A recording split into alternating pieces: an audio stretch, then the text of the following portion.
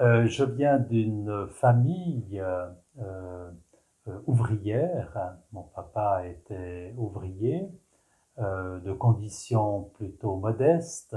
Nous sommes encore 8 enfants et d'un milieu, on pourrait dire, assez hors Église, hein. Voire même mon père était opposé à l'Église.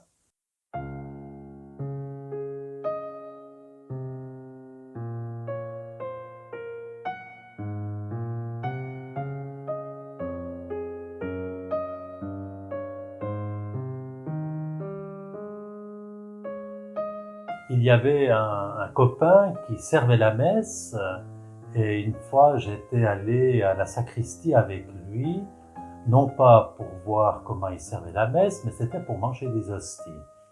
Ça a été mon premier contact un peu avec l'église et un jour cet enfant, ce copain m'a demandé de venir servir la messe et j'ai dit pourquoi pas. Comme mon père se levait très tôt pour aller travailler, je pouvais aller une fois qu'il était parti.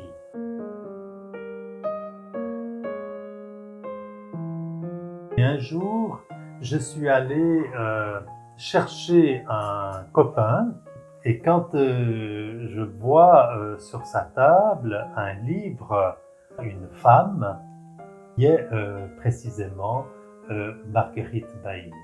J'avais lu ce livre et j'ai été très touché par cette figure, si bien que le dimanche suivant, je me suis rendu sur les lieux. Je dis, il faut que je voie cette maison. Il y avait la description de sa maison sur ce livre, toute la vie de cette femme pétrie de l'amour de Dieu.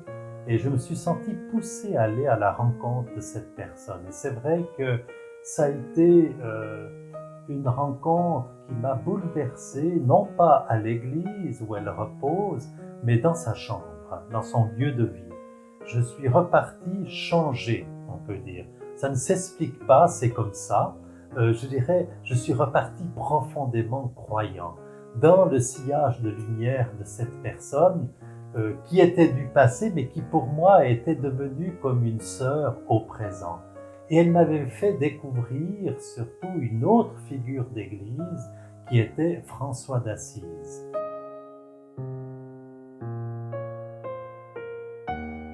Et là, j'ai été profondément touché par la figure de François d'Assise. Et c'est peut-être là que j'ai senti un appel. J'ai dit, mais je dois vivre ce que lui a vécu.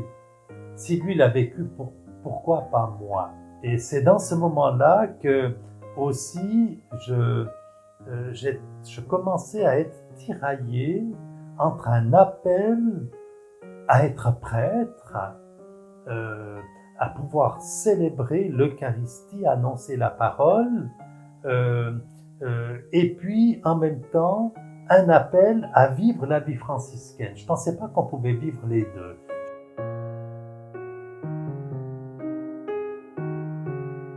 Je suis allé frapper à l'évêché et c'est ainsi que j'ai commencé à m'apprivoiser avec l'évêque qui m'a dit, mais écoute, reviens. Il a été profondément touché, comme s'il m'a un peu pris sous sa coupe. Et, et avec lui, j'ai commencé à découvrir ce que c'était que le sacerdoce, que c'était que la vie franciscaine, jusqu'au jour où il m'a dit, Martial, écoute, tu viens au séminaire, tu auras 5 ans pour réfléchir si tu vas te faire capucin ou non. Et puis les 5 ans ont passé, j'ai eu des bons contacts avec lui, et quand est arrivé le moment de l'ordination, il a dit, écoute, moi j'ai besoin de prêtre, voilà, tu peux très bien vivre la vie franciscaine comme curé, comme prêtre, quoi, en somme, hein, parce que curé c'est encore une particularité du prêtre, comme prêtre.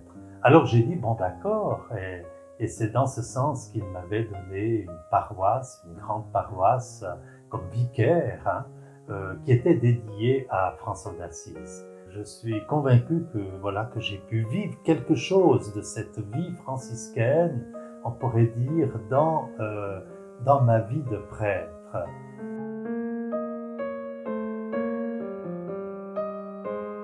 Alors, voilà mon expérience, mon histoire personnelle, hein. Il y a beaucoup d'histoires de vie, hein, autant qu'il y a d'êtres humains. Alors, c'est la mienne. Et maintenant, quelle est la tienne?